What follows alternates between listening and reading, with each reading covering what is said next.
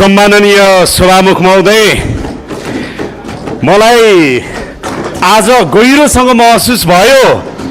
त्यो के भने 8वटा अध्यादेश सरकारले किन ल्याउनु पर्यो भनेर आज महसुस भइरहेको छ। मलाई किन ल्याउनु पर्यो भनेर महसुस भइरहेको छ सभामुख महोदय। संसद यसै गरी चलेर विगत 10 वर्षदेखि हामीले 72 सालमा बनेको संविधानपछि जति ऐन र कानुनहरू संसदले बनाउनु पर्थ्यो त्यो कानुन किन बन्न सकेन भनेर यो तमासाले देखाइरहेको छ।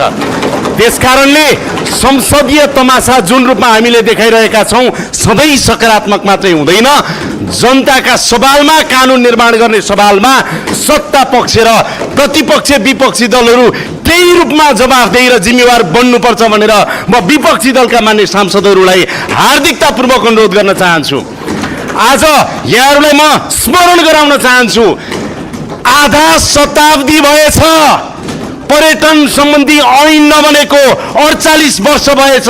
48 वर्षदेखि बन्न नसकेको ऐन हामी बनाउने प्रक्रियामा अगाडि बढिराख्दाखेरि तपाईँ एउटा प्रधानमन्त्री उपस्थित हुने या नहुने कुराले आधा शताब्दीदेखि बन्न नसकेको तपाईँको यो ऐन बनाउने प्रक्रियालाई तपाईँले हलो हल्काउन मिल्छ? मिल्दैन। सम्माननीय सभामुख महोदय, त्यसैले म यहाँहरूलाई आग्रह गर्न चाहन्छु, संसद विपक्षीहरूले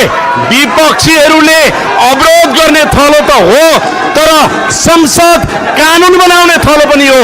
संसद कानुन बनाउने थलो पनि हो, यो स्मरण गराउन चाहन्छु। र हामी 48 वर्षदेखि बन्न नसकिरहेको यो कानुन बनाउनको लागि, ऐन बनाउनको लागि विधेयकमाथिको छलफलमा छौं र पर्यटनसँग सम्बन्धित यो विधेयकलाई अगाडि बढाउने सन्दर्भमा म विपक्षी दलहरूलाई सहयोग गर्नको लागि अनुरोध गर्दछु।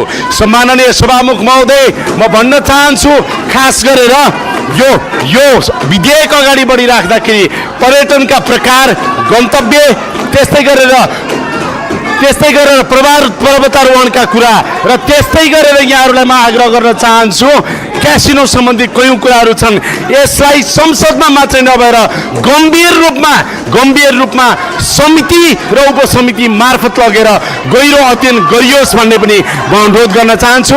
धेरै धेरै धन्यवाद।